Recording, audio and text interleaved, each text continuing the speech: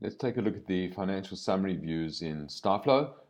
So once you've logged into StarFlow and you've selected your client, on the right-hand side here, what you would need to do is go to this pick list and choose to view the financial summary information.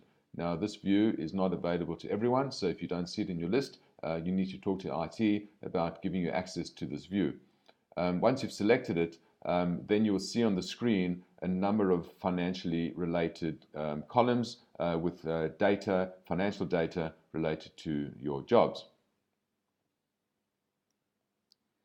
Now, the estimated or the estimate data that's shown in these screens, please note, only comes from approved and financial estimates. If you have estimates that are incomplete or estimates that have been rejected, they do not show up in this view. The estimate must be approved or it must be financial. The other thing is that there are many columns available with financial data. If I scroll to the right, you can see that there's a number of columns.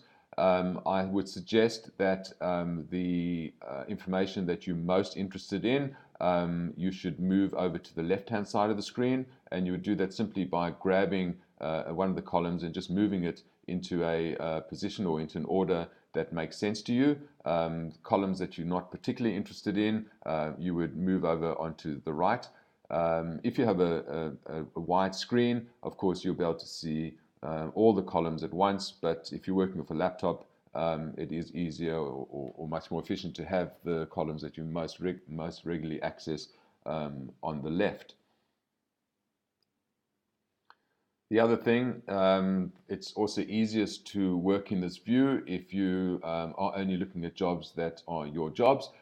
So you should already have jobs that you're working on tagged for timesheet purposes. If you click the View My Jobs button, you will then you'll see only the jobs that you're actually working on in your screen. If a job that you're working on isn't in the screen, you would go to the job and right-click on it and choose to add it to your jobs. Conversely, if a job is listed here and you're no longer working in it, well, you could just right-click on the job and choose to remove from My Jobs, and the job will disappear from the My Jobs view.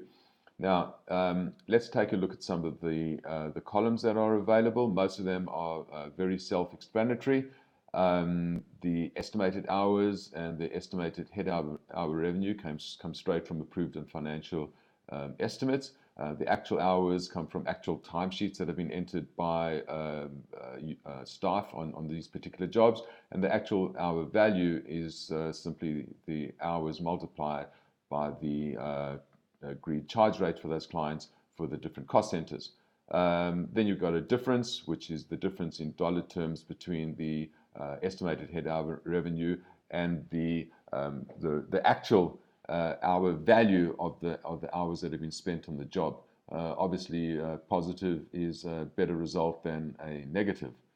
If we move across here, estimated billings, estimated cost, and estimated revenue, simple to understand. The revenue taken, that's the actual revenue that's been taken to the P&L for this particular job. Actual billings is self-explanatory. Committed costs and current revenue, I'll just spend a minute on that.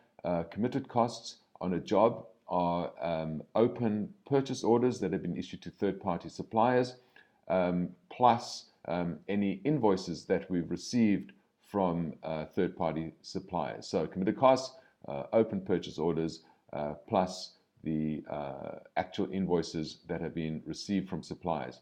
And current revenue is simply the actual billings less the committed costs.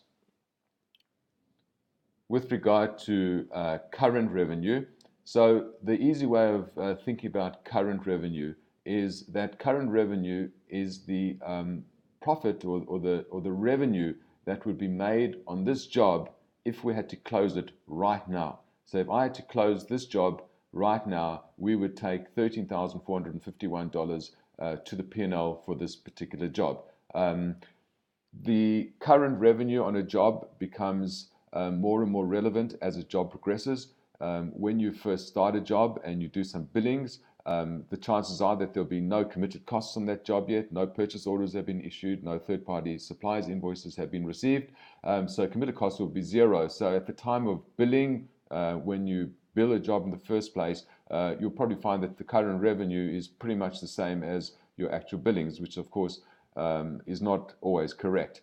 As a job progresses and purchase orders are issued and third-party invoices are received, the committed costs become more accurate, and therefore your current revenue becomes accurate. Right towards the end of the job is when you'll be able to compare or have a look at how well or not you are doing on the job compared to estimate.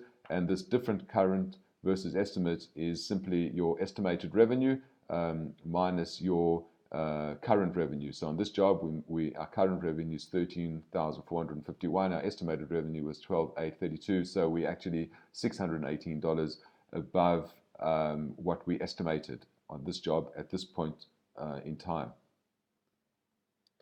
Now the information that's shown here is obviously a summary. If you need to see the detail behind any of these numbers in the screen, you would simply select the job, right-click, and choose to have a look at the job cost report, because the job cost report will have the detail of all these numbers that you can see in summary form on the screen.